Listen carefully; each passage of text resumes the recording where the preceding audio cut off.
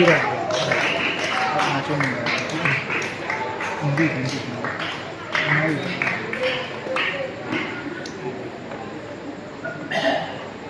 આ સૌના ઇંતજારની ઘટો સમાપ્ત થઈ ગઈ છે.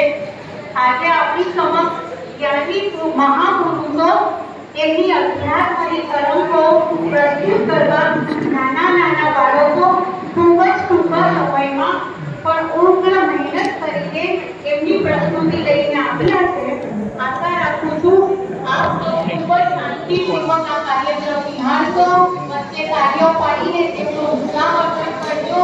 પણ ભાઈ બહેન પાછળ આગળ જ્યાં પણ પોતાનું સ્થાન સંભાળે અને આપણે હવે કાર્યક્રમ શરૂ કરીશું.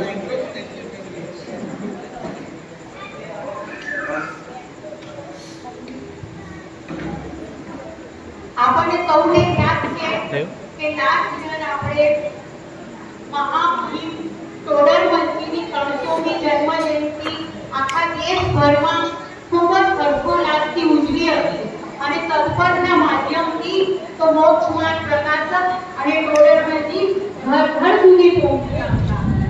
અને આજે આપણે આ કાર્યક્રમનું મંગલાચરણ ટોડરમલજીના મંગલાચરણથી કરીશું. ટોડરમલજીનું મંગલાચરણ લઈને આવી રહ્યા છે સિદ્ધાંત જૈન.